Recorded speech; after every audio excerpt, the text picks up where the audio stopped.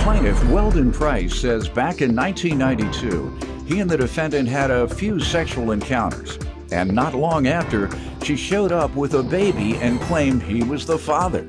Weldon accepted the child as his own for 25 years, until recently when a DNA test proved he was not the father. He's suing today for the cost of the DNA test and emotional distress. Defendant Erica Graves says she and Weldon were friends with benefits, and she told Weldon about the child when she was pregnant. Erica insists she was certain that Weldon was her child's father until 2 months ago, when he showed up with the results, and she feels he should have taken the test years earlier. Start with you. Me and Erica had a few dates back in, just a few flings back in 1992. Friends with benefits. Friends with benefits? Yes, sir.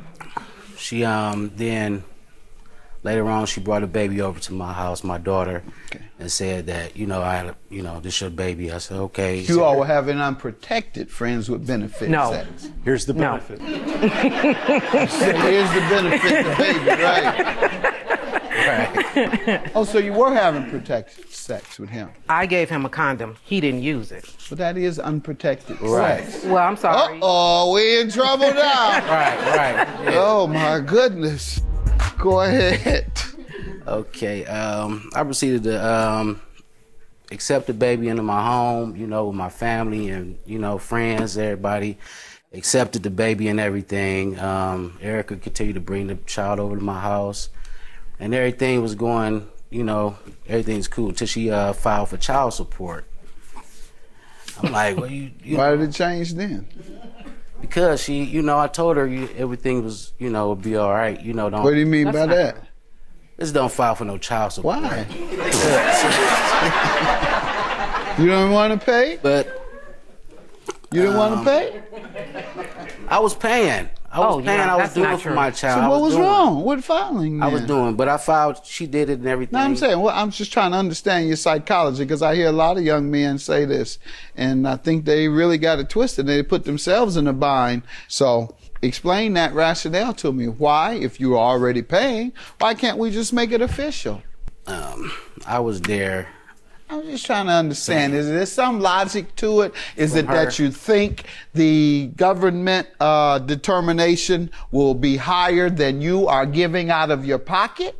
Yeah, probably. Okay, probably, and yeah. that's what I assume the young men do. The reason they feel that way, because that's a common term I hear all the time, and I have always, most of my life. And so you're gonna put me on child support. Right. You're gonna put me on child support, and that means going down and filing and having it official. A certain amount you must pay, and instead you pay out your pocket. Some men pay just as much or more than they otherwise would, and just paying it out of their pocket. But the problem you have is when they take you and file against you for years past, you may not get credit for any of that. So it's best to have the government in your business in that regard, so that when she gets mad and takes you down, you know, 5 years ain't paid no child support.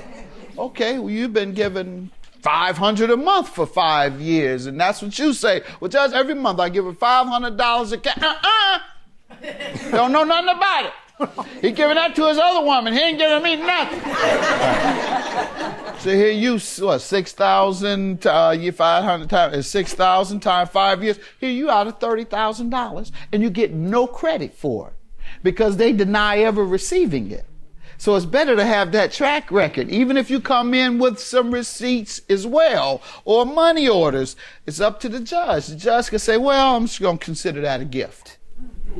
You still owe this $6,000 a year for the last 5 years. That $30,000 you gave for the last 5 years, that's a gift. Ain't nobody tell you to get that. Should have come through here. I would have told you what to give. I'm saying all this over and over so that these young men can understand that they're digging a hole for themselves when they think they're dodging the government's oversight of the child support payment. They're only going to assess what you can afford. So just a word to the wise. All right, sir. So you were paying, you say, out of your pocket from the child's birth. 2008, I went and tried to get a visitation and establish some visitation with my child. And that's when the situation had, you know, blew up out of proportion. Why do you think that? One of her boyfriends, you know, want to fight me, you know, for me going over there. So I filed, they said I got to take a paternity test. It cost $250. I mean, it cost $500. I ain't had the money. I paid $250 then. I was like, forget it. I done been going all this long with her being, you know, my baby. I might as well go on and continue it. Okay. You went ahead and accepted her as your own. Yeah, I was happy. After you put down $250 and you couldn't afford the other $250, you just said, okay, well, I've been doing it all along anyway, and I've been assuming that all along anyway, so I may as well go ahead, disregard the new $250 that I got to pay because I believe it's my child. Okay, that was when? That was in... '08? That was in 2008, yes. Okay. And what has happened since then? How did we end up here? We ended up here because Erica made a statement on Facebook saying that she messed around with one of my homeboys, or one of my homies from, you know, back in the... During the time you all were seeing each other? During that time. It was on Father's Day, and she was really trying to, you know, put me down about deadbeat, you know. And I was like, wow, you know, okay. So I checked into it and went down there, took that $250 down there, and then... Okay, let me allow her to give some testimony, and then we'll follow up with what you're about to tell me. Ma'am, you want to give me some background? Yes, sir. The paternity didn't come up, the issue in 2008. It came up in 1993. Prior to that, even before that, I don't know if it makes a difference, but we were not going to have this child. I asked him for his half for the termination. He didn't show up. So then I proceeded to say, I'm going to keep my child. And I did that. And he said from the beginning, this wasn't his child. He didn't show up to the hospital. He didn't sign the birth certificate. He didn't come to umbilical cord. My father did. 30 days later, he came to my house with a roll of quarters after my daughter got out the hospital. And we were in my basement in Cleveland Heights on Sylvanhurst. Was that to wash clothes? I'm not sure what it was. That's what Doyle said, is to wash the baby's clothes. Well, fortunately, my parents had a washer and dryer, so I didn't need to go wash any clothes. So what did happen? I ended up moving out in '93. I had subsidized housing and I was on welfare. So the county, in order to recoup their funds, they wanted to establish child support so that they can get their money back. Correct. They set up child support 2 to 3 times. He never showed up while she was a toddler. You reported him as the father? Yes, sir, I did. Obviously. And you gave the child his last name? No, sir. Okay. Why? Had he denied it? Yes, from the whole time. Everyone in East Cleveland was saying... You did say that. Mac is saying that's not his baby. You were messing around and things of that nature. So he denied it from the very beginning after he didn't show up with his half of the termination fee. He was saying back then? Yes. Right at the child's birth, during that time, he was alleging that you were messing with someone else. Even prior to the birth, while I was pregnant. Okay, he was saying that you were dealing with someone else. Yes, which wasn't true. I was only dealing with him. He had multiple... Doesn't it make sense that if he felt that way, perhaps that's why he was denying paternity? Yeah, and I can understand that. That's why when the county set up paternity tests, I expected him to show up. All right, but the beginning of your testimony, you're giving the impression that he didn't fulfill his responsibilities. I'm sorry. You said he didn't come around, he brought over quarters, he didn't this. He's no good. He's a deadbeat from the beginning. Yes. Just horrible. Right. But then you say the whole community said that he felt, and rumor was, that you were sleeping with other guys. So it sounds like you would have understood he had a legitimate reason to question it. Yes, I never said...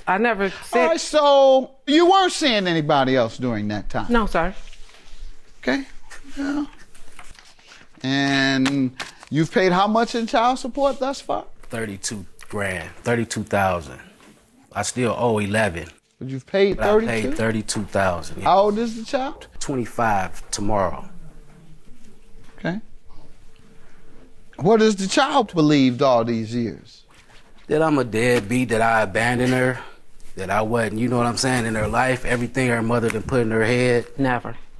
So that's Never. what, that's You don't what think the child feels that way? No, she feels that way about him, and it's not because I put that in her head. I never spoke bad about him around my child. Never, ever. And You I have never how I questioned know. the paternity to her, obviously. No. Because you were sure.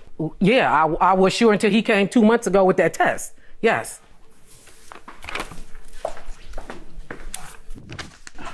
Oh, here you go, here you go. So you're suing for emotional distress and because you can't get your child support back from her.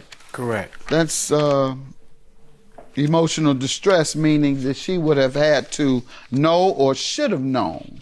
By her making that statement in Facebook, that means she know. That means her saying, I was messing with your homeboy, that's saying right there. Did you That's say saying. that, ma'am? No, I didn't. Did you know these test results? No, I didn't. I didn't know. You until- still don't? Well, I know because he told my daughter that he went over to her All right, house. well, let's give this to her. Yeah. So we can get this out the way, because you're still playing crazy. No, I know Right. now. Yeah, Yes, you I know. are. Yes, you are. Yes, you are. Yes, you are. Go ahead. Give her that. You played with this girl 25 years, talking about you wasn't with nobody else. To my, Yeah, whatever. Judgment for the plaintiff. You was sleeping with somebody else. That child is somebody else's child. Have a good day. Thank you, Your Honor. Beat it. Judge Rath's rule, baby. Right, all right. Got that one. I would just like to say, if you mess with somebody and they talking about you the only one, get your test done. It's very important. if you think you have a child out there, please take the DNA test prior to 25 years later. And please don't pop up on the child when they're by themselves to give them the results.